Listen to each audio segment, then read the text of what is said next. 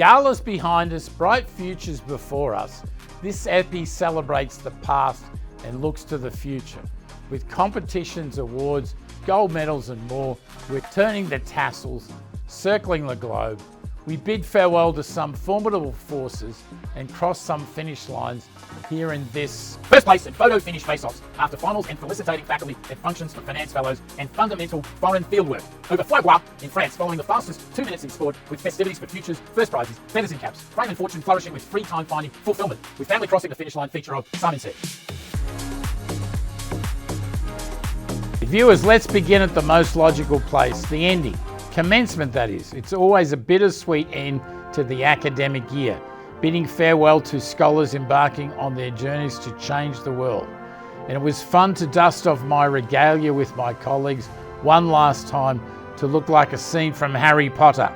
And it couldn't be more pleased to announce that this year, UK had the largest commencement in its history, with more than 1,300 undergraduates from the Gatton College alone, not to mention 284 graduate and doctoral students.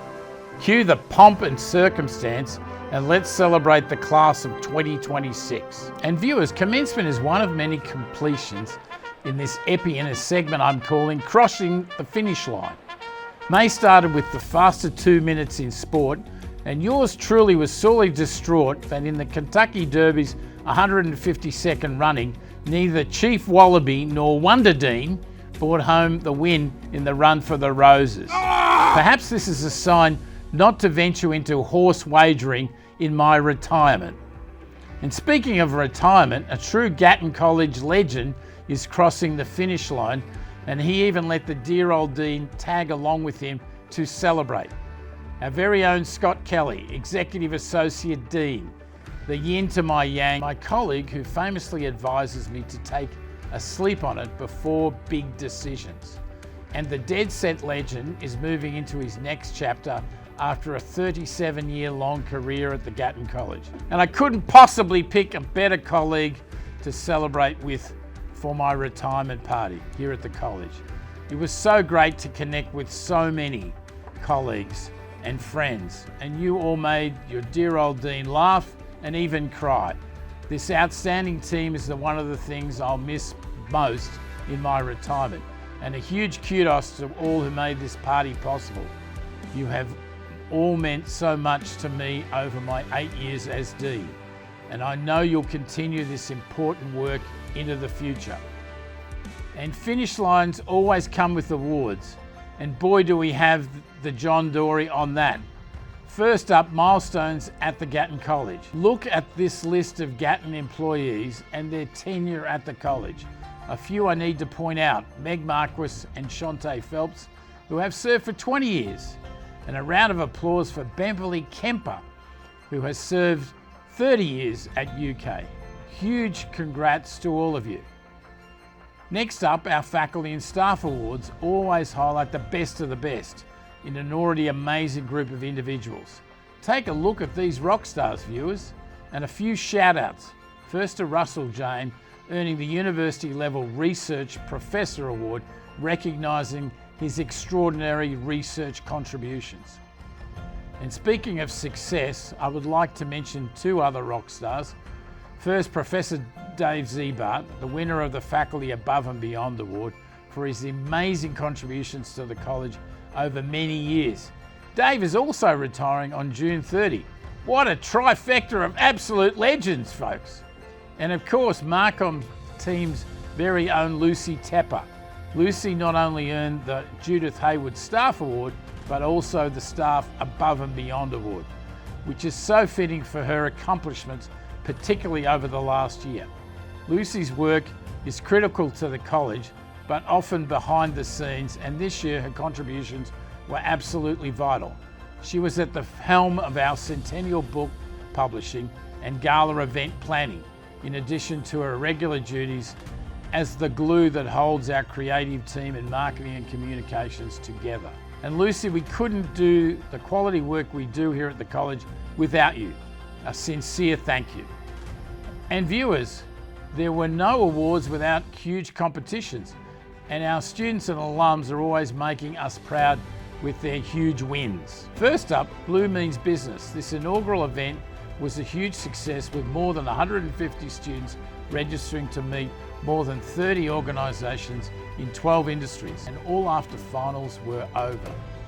And viewers, give me a show of hands. Whose portfolio recently earned more than 25% in the last year? I know mine quite hasn't, but our student-led portfolio did. Gatton Finance students brought home the bronze at the TVA Investment Challenge, where they outperformed the S&P's average return of 18%, placing them third among 27 universities while managing real portfolios. Huge congrats to our team, and a special shout out to Ty, Abby and Ashton for presenting, and of course to our very own Quint Tatro, who not only led this program for the last decade, but also, fun fact, competed himself when he was a student just a few years ago. And our students are always an excellent hit at the Microsoft Excel Collegiate Challenge, with huge wins this year in Knoxville, Tennessee.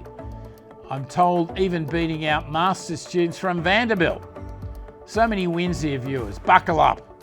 Our teams won 3 out of 4 varsity case competitions. Our Gatton team also won first place in the team competition, and Paul Kreinbrink won the individual championship. Wow! Best of all, the Gatton team now advances to the World Championships in Las Vegas in December, where I know they'll continue to make us all proud.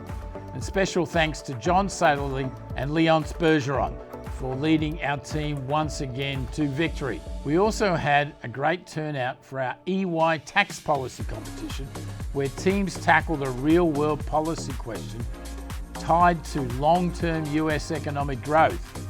Huge kudos for our winning team, Daniel, Jack, Samuel and Carter, and also to our final round judges from EY.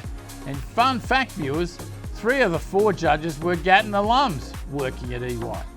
Thanks to all involved for making our college so proud. And speaking of alums, ours are the best in the business. And this year, you showed up in big ways, as always, for One Day for UK. Look at how much we raised, viewers, in just one day to support our ongoing work here at the Gatton College. And now with finals complete, and just in time for my own journey back to Oz, it's time for our students and some dedicated faculty members to jet set all across the globe to study abroad. From Italy to Korea, Japan to Peru, I bet our students will enjoy this summer even better than me and you. God, I'm a ham. Don't you wish you had all those stamps in your passport?